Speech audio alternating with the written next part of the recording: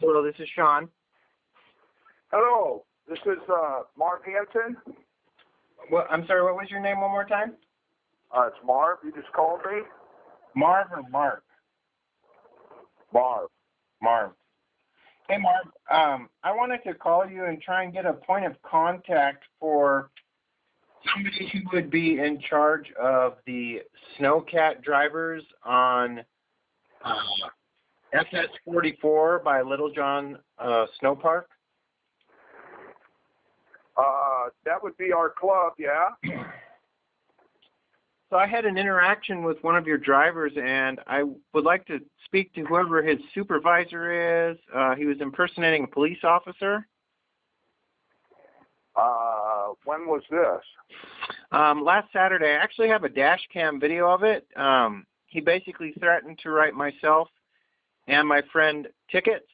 I asked him to do so because I would be more than happy to go to court. And he refused to do that, and he refused to give me his name. And he was operating our cat? Yeah, a big orange snowcat on FS44, which surprised me because there was only 8 inches of snow on that road. Yeah. Well, did you get the name of the individual? He wouldn't give it to me, nor would he write me a ticket like he said he was going to, but he also told my friend that he was going to make our lives a living hell if we stayed there. Yeah. Well, what was the kind of explain to me what had transpired? Were you snow skiing? Were you cross country skiing? Were you? No. Okay. Let me back up a bit and give you a little bit of background so you understand what's going on. Okay. About 3 years ago, I built a tracked prototype vehicle, and before I did so, I contacted all of the ranger districts for Mount Hood and asked them what the restrictions were if I built a tracked vehicle.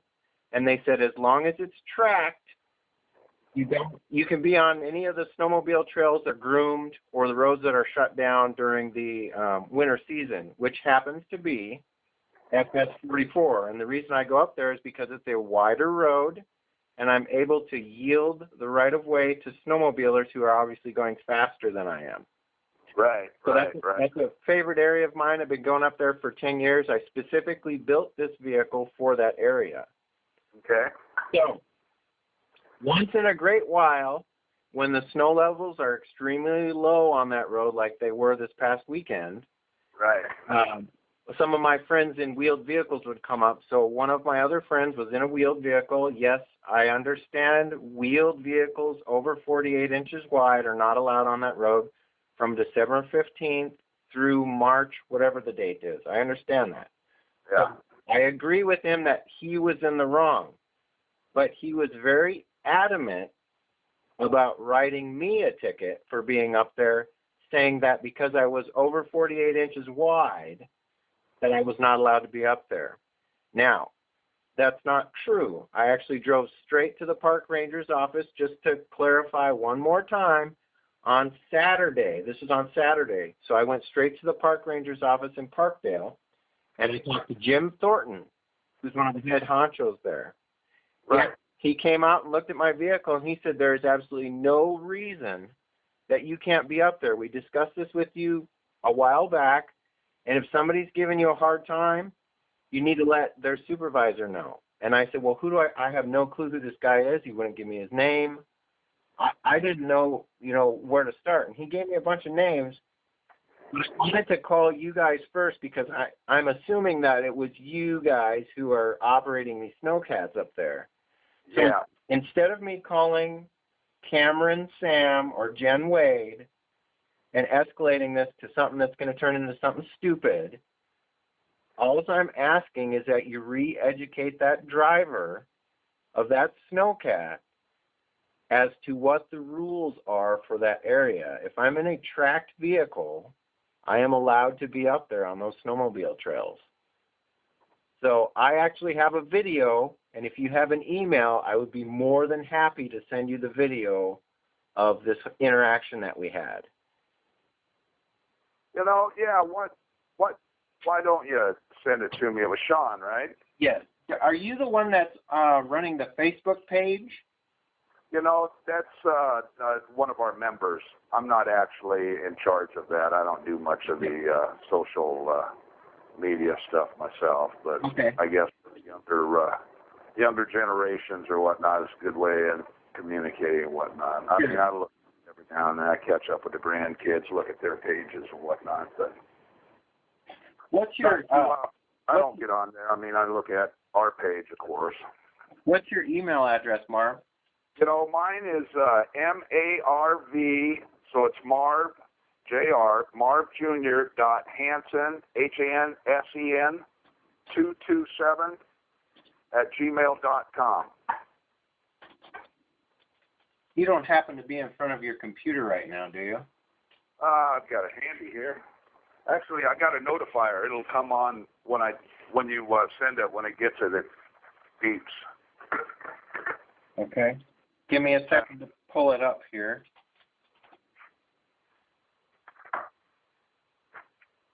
Yeah, I was actually really bummed out because I live out in Scappoose and I spent quite a bit of money on diesel fuel to tow my rig up there.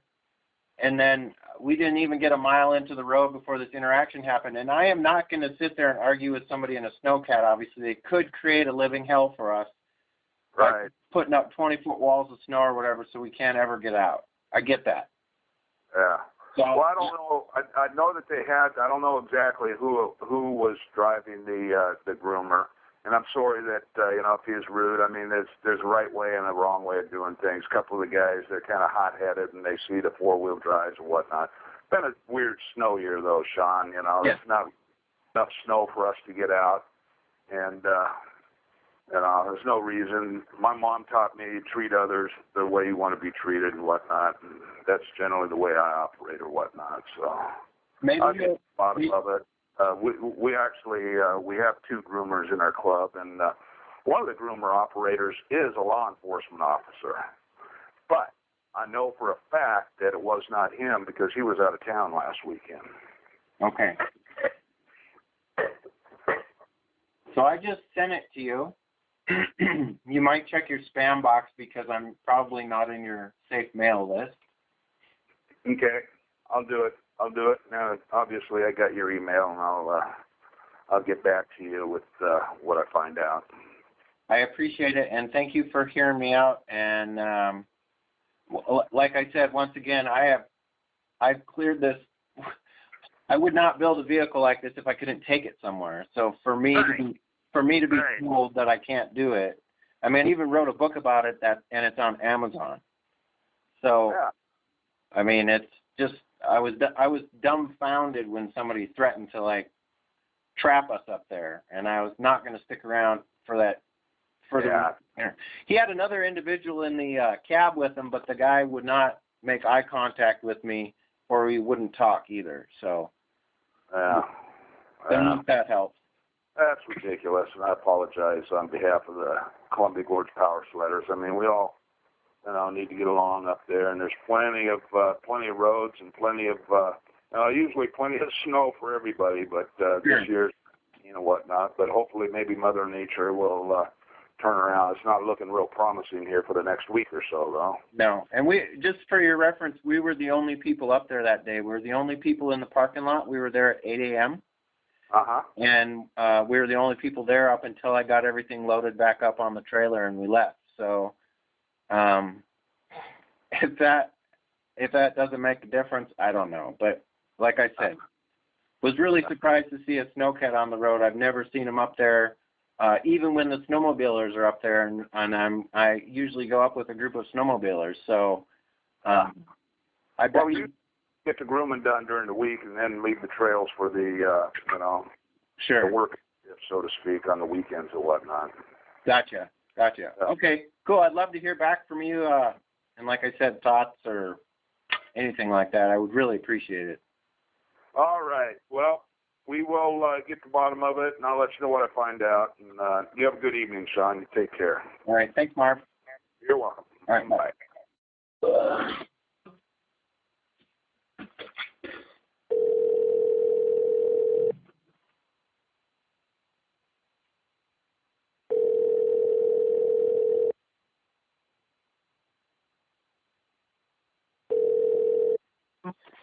Yes, John. Is this Deputy Vogel? Yes, I am. Deputy Vogel, this is Sean Filner calling you from Scappoose, Oregon. How are you this morning? Oh, well, I'm doing pretty good. It's raining, but other than that, it's a nice day. Yeah, the temperature is a lot warmer than it should be, but aside from that. Yeah, aside from that, yeah, that's true. So, go ahead. If you had something to say, I was going to say. Well, no, I just said, Marv Hansen had contacted me and wanted me to give you a call and do a little bit of chatting and kind of figure out if we can get this a little resolved. Okay. So, do you want to hear my side of the story, or how do you want to go about it? I'll hear your side of the story. Yes. Okay. I don't know if you're close to your computer, but I have a 3-minute video of the interaction that I had with the snowcat driver up on FS44. Yes, and I've seen that. Okay. This is a project that I've been working on for quite a few years. I started it in 2011, and we finished it up right around 2015 in time for the snow season. I went through the ranger districts. I talked to Jim Thornton. In fact, I actually went down that Saturday after I was confronted by the snowcat driver and forced to leave the area. And he said there's absolutely no reason that you can't be up there. The reason that the law was put in place that says motorized vehicles 48 inches or wider that are wheeled are not allowed to be up there is because of the huge ruts that they put up there, and it makes it live in hell for all of the snowmobilers. So I have the same flotation that a snowmobile would. There's absolutely no reason. He said that I couldn't be up there. But on a side note, one of my friends decided he thought it'd be a good idea to tag along with me that day, and I said, you're not supposed to be up there with a wheeled vehicle, from December 15th through March 15th. And he said he was willing to risk it, and I was like, all right, well, there's only 6 inches of snow up there, so I didn't think any snowcat or anybody else would be up there anyway, so I said, what the heck. So he came with me. I had no problem with the snowcat driver telling him to turn around, but to tell me to turn around was beyond me. Like, I was kind of dumbfounded, and I'm not going to sit there and argue, especially when you're in a snowcat. You can build a 20-foot wall of snow and block somebody in, and then I'd really be in hell. So that's kind of my side of the story. You said you saw the video. Correct, yes. And so I know there are some areas up there that I'm not allowed. They said I can't go on Lolo Pass because the rule up there that the Forest Service has is no vehicles 50 inches or wider. It's just flat out. But some of the other areas have that motorized wheeled vehicles 48 inches or wider. And the reason that was put in place by the Forest District was because these four-wheel drive guys go up there and just absolutely destroy any type of snow recreation from snowmobilers. And it can be deadly. If they put a big rut somewhere that they can't see, they're going to hit it, and it's going to throw them off their sled. So I totally get that. The other thing that Jim brought up is there's absolutely no classification for your vehicle. You built something that's unique. That's not covered by Oregon legislation anywhere. And that's something that we went through 3 years ago when I started working on this project. So to me, I just, I have the right to be up there. I have access to those areas. I can understand if it's a really skinny snowmobile area, which I don't go to. But those roads up there are 50 feet wide, some of them. And we just go up there to access the fire towers and whatnot and do some snow camping. So anyhow, that's kind of my side of the story. Okay. I've been doing snow patrol, and I'll tell you kind of where my site is and probably where the cat operator came from. Okay. Isn't it? Because I've been doing, almost now 12 years, I do snow patrol in the wintertime on snowmobiles. Yeah. And I enforce that 48 inches and under, like you say, the wheel vehicles create a lot of ruts up there. We've been kind of in a learning process now I get together every year with all the other law enforcement that we're given money is what they call a co-op law enforcement through the Oregon State Snowmobile Association. Right. So there's 8 different counties that do snow patrol in the wintertime for, looking for registrations and licensing and that alcohol on it, all the laws that pertain in the state of Oregon. We've had discussions because according to Oregon statute, on snowmobile trails, the only thing that are allowed on them as far as all the classifications, like Class 1 is an ATV, Class 2 is a motorcycle, Class 3 is Jeeps, and the off-road vehicles, which, they can be licensed or unlicensed. And then now they have the new one they just came up with 2 years ago is what they call a Class 4, which is a side-by-sides. Right. And we've had the discussion like the quads in our snowmobile areas, we would much prefer having them have tracks on them than running with their wheels.